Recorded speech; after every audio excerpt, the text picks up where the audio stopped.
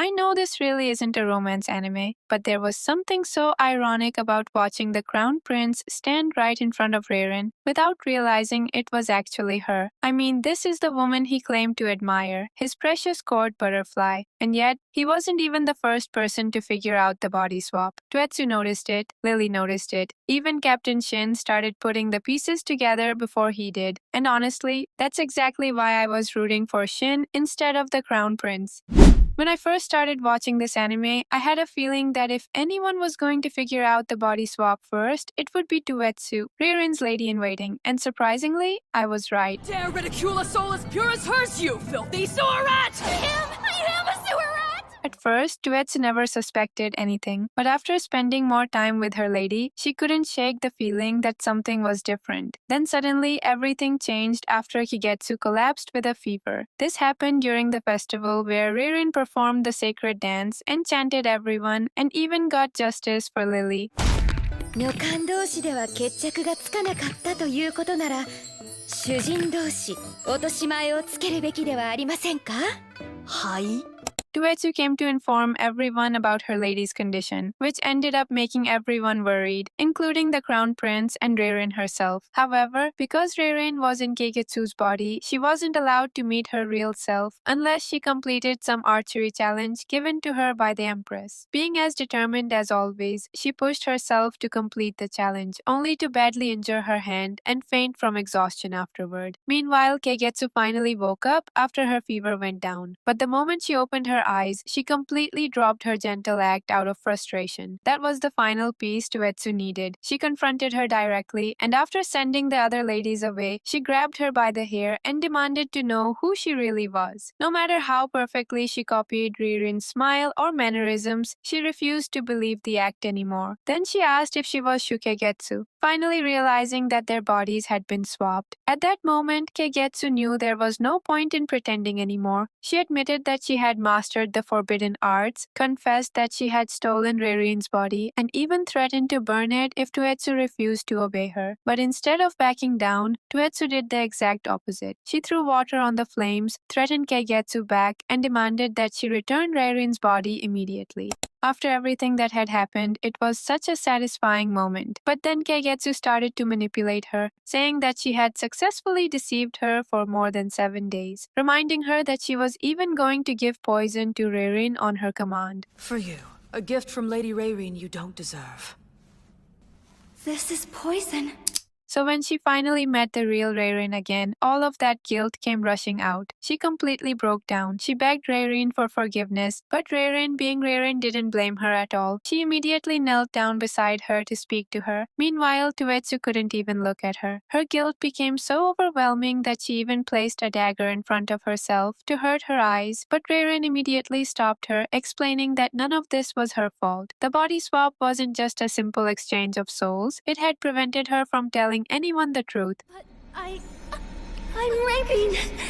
Also, during this conversation, Lily was there as well. She admitted that she had also realized the person in front of her wasn't Keigetsu, but she was too afraid to say anything because she worried it would ruin the bond they had developed. And as you might expect, when both of Reirin's ladies-in-waiting finally came face to face, there was a little competition between them. But in the end, they had the same goal. Plus, the more Touetsu learned about everything Reirin had endured while trapped in Keigetsu's body, the angrier she became. But once again, instead of asking for revenge, Reirin said she was actually grateful to Keigetsu because living in her body had allowed her to meet wonderful people, create unforgettable memories, and experience a completely different life. She didn't want everything to end in tragedy. She simply wanted both of them to get their own bodies back. However, she gave her 3 conditions. First one was that she was never allowed to harm herself. She was never allowed to harm Keigetsu either. And third, she couldn't reveal the truth about the body swap to either the crown prince or the empress. Hence, both of the ladies-in-waiting had to keep this a secret.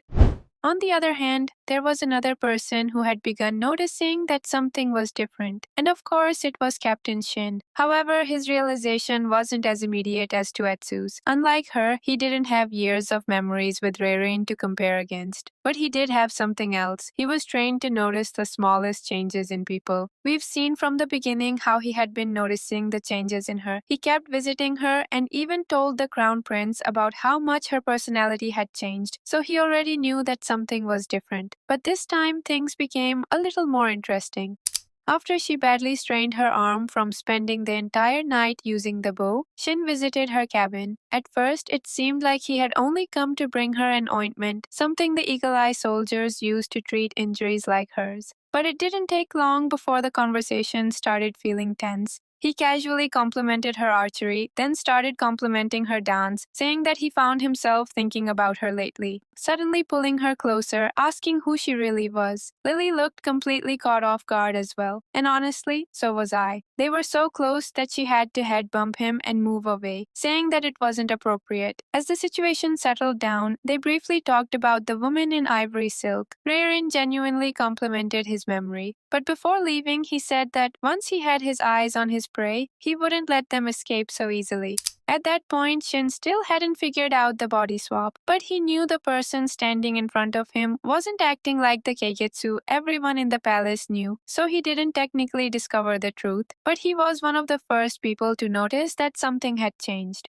Meanwhile, the crown prince didn't realize the truth until something completely unexpected forced him to see it. It could be because he was blinded by his emotions, but either way, after the dance, he started warming up to Keigetsu. He even made an excuse to visit her after she injured her hand. Right before this, Reirin and Keigetsu had finally made peace with each other, but I'll talk more about their characters and the plot later. Though it is kind of funny how the two of them have more chemistry with each other than they do with any of the male characters. Anyways, the crown prince came to visit her, and even though he kept insisting that she shouldn't misunderstand his intentions, it was obvious that he had come because he was worried about her. He even brought water from the Imperial Dragon Spring, a sacred spring believed to help cleanse wounds and speed up recovery. He asked her to show him her hand. Then, with surprising gentleness, he treated the wound himself and started looking at her differently than before. For a moment, when she smiled at him, he reached toward her face, almost as if he wanted to caress it. But thankfully, Lily interrupted them, pointing out that the precious water was dripping onto his clothes. And since they couldn't let him figure out the body swap, Reirin started saying things that she considered mean. Then, just as the moment was interrupted, Captain Shin suddenly arrived with news that the Empress had fallen ill. The moment she heard those words, her expression changed completely. She immediately suspected that this wasn't an ordinary illness. After everything she had learned from Keigetsu before the crown prince arrived, she feared that someone had placed a curse on the Empress. She begged the crown prince to let her see her. She even offered to use the protective bow again if that was what it took. But from the crown prince's perspective, she was still Shukegetsu. No matter how sincere she sounded, he couldn't simply trust her, so he refused. That was the moment Reirin finally lost her patience. She told him that he could punish her however he wanted afterward, but she wasn't going to stand by while the Empress's life was in danger, and with that, she walked away. Just then, his eyes drifted toward the bowl of sacred water. As the surface slowly settled, he saw a reflection of Reirin, not Shukegetsu. His face dropped. Everything suddenly began to make sense. In an instant, he frantically went after her, calling her name, but honestly, I think it was a little too late. If he had truly loved her, he would have recognized her sooner. But at the same time, I think I like the story this way as well. And after reading these chapters, I was honestly surprised to discover the true mastermind behind this entire tragedy. But that's a discussion for another time. For now, I want to hear your thoughts. What do you think of the Crown Prince, and who do you think is the real mastermind? For now, that's it for this video. I hope you enjoyed it. Thank you for listening to me. Take care of yourself and goodbye. By my side, maybe we could be okay. Okay, maybe you could be the change.